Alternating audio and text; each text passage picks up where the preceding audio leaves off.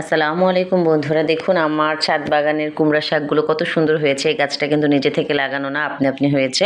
তো যাই হোক, মাঝে মাঝে সবজির খোসা থেকে কিন্তু এরকম গাছ আমার ছাদ বাগানে হয়। তো কুমড়া শাকটা আমি দেখা যায় কুমড়া হচ্ছে গিয়ে আমার হাতে হয় না, তার জন্য আমি শাকটাই খেয়ে ফেলি।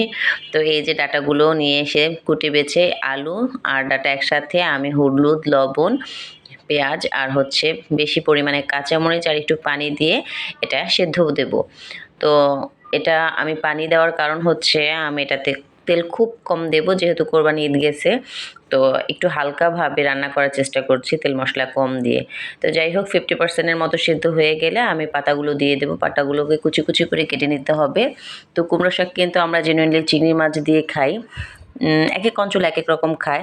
তো আমার এক কাছের মানুষের কাছ থেকে আমি ডাল দিয়ে রান্না করে খাওয়া শিখেছি। তো এই যে দেখেন, আমি কিন্তু ডালটাকে আগে সিদ্ধ করে আলাদাভাবে রেখে দিয়েছিলাম।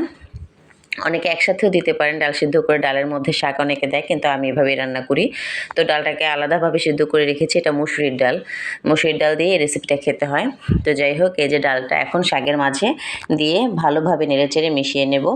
এই খাবারটা কিন্তু অনেক মজা।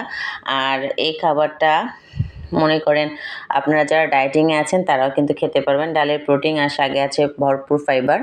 তো যারা ডায়েটিং করছেন তারাও কিন্তু এটা অনায়াসে খেতে পারেন। তো এই খাবারটা আমাদের বাসায় আলহামদুলিল্লাহ সবাই পছন্দ করে। তো এটা কিন্তু 80%-এর মতো রান্না অলরেডি হয়ে গেছে। এখন এটাকে বাগার দিতে হবে, তার জন্য রসুন, শুকনা মরিচ আর পেঁয়াজ তেলে ভেজে নিচ্ছি। এখানেও কিন্তু আমি একদম অল্প পরিমাণে তেল দিয়েছি, আমি আগেই বলেছি আমি হালকা মশলা রান্না করব। তো কোরবানির পরপর যারা হালকা মশলায় খেতে চান তারা এই রেসিপিটা ট্রাই করতে পারেন। এতদিন আমার জানা ছিল এটা ফরিদপুরের রেসিপি, কিন্তু হঠাৎ সেদিন দেখলাম এটা তামিলনাড়ুতেও খায়, কিন্তু ওরা বাগারে পাঁচফোড়ন দেয়, যেটা আমরা দিই না। তো যাই হোক, এখন মিশিয়ে নিচ্ছি। তামিলনাড়ু হোক আর ফরিদপুর হোক, রেসিপিটা মজা, তাই আপনাদের সাথে শেয়ার করলাম। যদি ভিডিওটা ভালো লেগে থাকে তাহলে অবশ্যই চ্যানেলটাকে সাবস্ক্রাইব করে দেবেন আর ভিডিওতে একটা লাইক দিয়ে দেবেন।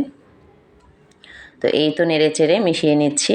আলহামদুলিল্লাহ খুব ভালো হয়েছিল। আল্লাহ হাফেজ।